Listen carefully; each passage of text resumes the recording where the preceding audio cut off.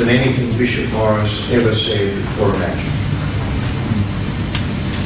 After attending the huge farewell mass for Bill Morris in Toowoomba, James Foley, the Bishop of Cairns, and he's still the Bishop of Cairns, wrote this: "The reasons, the causes and the motivations for what has occurred may be known only unto God, who alone may be judge.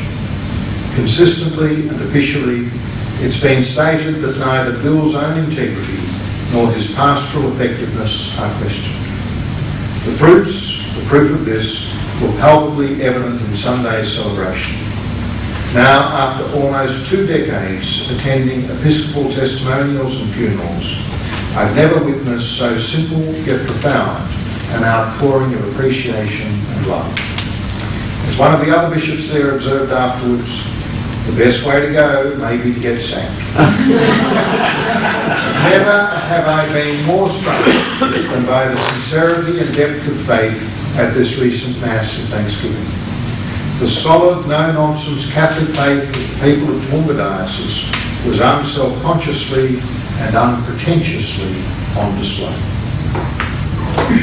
Bill's book highlights, especially through the process suggested by the group gathered for dinner after the concatenation, a report commissioned from retired Justice William Carter and the subsequent canonical report by Father Ian Waters, that Bishop Morris was denied natural justice.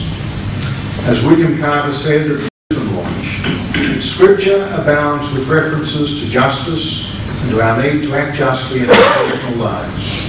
Show me the law or doctrine which exempts the Pope and the Cardinals free from compliance with this same requirement in the circumstances of a case like this. This is why this book had to be written. In 2012, on the Feast of St Benedict, I was back in the Toowoomba Cathedral for the Episcopal ordination of Bill Morris's successor, Bob McGuckin, who came up from the Diocese of Parramatta in New South Wales. The presiding prelate was the brand new Archbishop of Brisbane, Archbishop Mark Coleridge, who had been previously Archbishop of Canberra and prior to that an auxiliary bishop in Melbourne. Coleridge was very severe in his homily. Let me quote you part of the homily. There's one point in the rule where Benedict abandons moderation and speaks with a quite untypical severity. He's describing the 4 kinds of monk, and he speaks approvingly of cenobites and hermits, both of whom live under the rule of an abbot, one in community, the other in solitude. But then he lashes the freewheelers he calls Sarabites and Gyrodanes. These are the wandering monks who submit to no authority but their own and call holy whatever pleases them, moving from monastery to monastery and abusing hospitality to gratify their own desires at every turn. They are do-it-yourself monks who are a law unto themselves. In the terms we've heard in the Gospel of John, they do not remain in the love of Christ, but stay imprisoned in the love of self, which according to St Benedict is the way of perdition. If a bishop fails to listen to the words of the Master, he will prove to be a law unto himself, every bit as bad as the wandering monks, or worse, since he is the shepherd of the flock.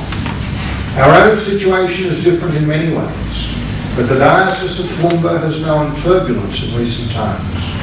St Benedict points the way forward, not just for the new bishop, but for the entire community of the diocese.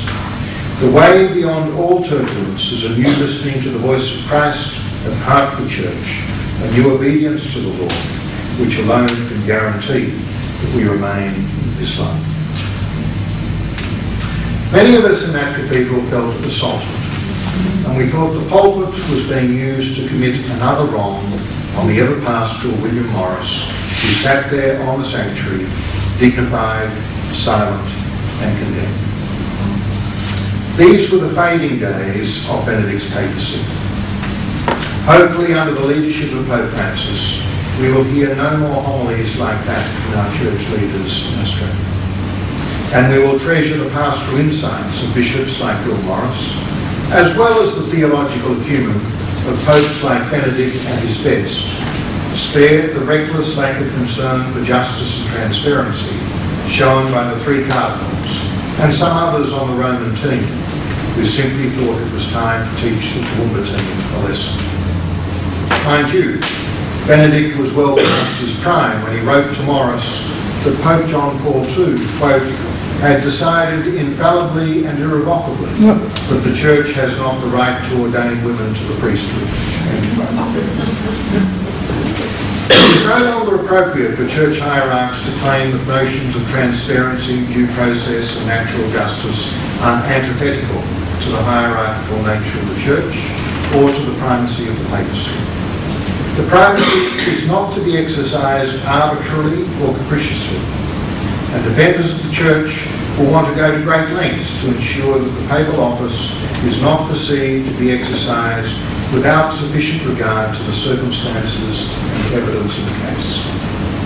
For the Pope to be totally free in the appointment, transfer and removal of bishops, which I believe he must be, he and his flock have to be assured that his curial officials exercise their power to recommend appointment, transfer or removal in a just and transparent manner. The laity, the religious, the presbyterate and the bishops in Australia are sure to have a heightened 21st century notion of justice, transparency and due process. This heightened notion is a gift for the contemporary Church. As the present Royal Commission highlights, it is a precondition for the Church's continued institutional existence in this country. It is one of the works of the Spirit. It is not antithetical to the nature of the Church. Vatican II's great document, Lumen Gentium, puts it well when it says, "Since the kingdom of Christ is not of this world, the Church or people of God in establishing that kingdom takes nothing away from the temporal welfare of any people. On the contrary, it fosters and takes to itself, insofar as they are good, the ability, riches and customs in which the genius of each people expresses itself. Taking them to itself, it purifies, strengthens, elevates and ennobles them." The Church of the 21st century should be the exemplar of due process, natural justice and transparency, purifying, strengthening, elevating and ennobling these riches and customs of contemporary Western societies, which are the homes and social constructs for many of the faithful, including those most directly impacted by the decision to force the dismissal of Bishop Morris. While there can be little useful reflection and critique of the final decision of Pope Benedict to force the early retirement of Bishop Morris, there's plenty of scope to review the processes and the evidence leading to the submission of the brief for dismissal provided by curial officials to the Holy Father. As you can tell, I have followed the Morris saga fairly closely. My one new insight from reading Will's book is that he was sacked because he was too much a team player with his local church. By sacking their local leader, the Romans hoped to shatter the morale and direction of those who had planned the pastoral strategies of a country diocese stretched to the limits as a Eucharistic community, soon to be deprived priests in the Roman mould. I imagine it's still not possible for Pope Francis to apologise for the wrong done to Bishop Morris and the Diocese of Toowoomba.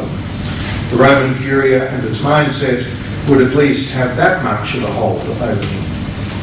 But wouldn't it be a grace for everyone, including those who perpetrated the wrong, if he did? On your behalf, I do apologise to William Morris in the name of Christ's faithful here gathered immediately following the feast of Corpus Christi. I commend the book, urging you to buy it, and I commend the author to your prayers as he continues to minister as a bishop in good standing, convinced, as he says, that the Church is at its best when it is most transparent, when the eyes of justice and the eyes of the gospel are so clear that all rights are respected for individuals, no matter who they are in the community. Thank you.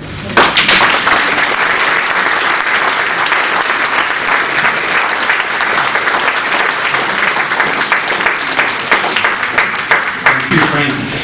say you followed the saga quite closely, and you were one of the strong advocates and defender of Bill publicly in this country when there weren't quite as many strong advocates. The other night in Sydney we decided to break for a few minutes to have a drink, something to eat, and then to have some questions. So let's have 5 minutes, and we'll charge our glasses to Bill at the end of that before we have the question time. So just have a short break.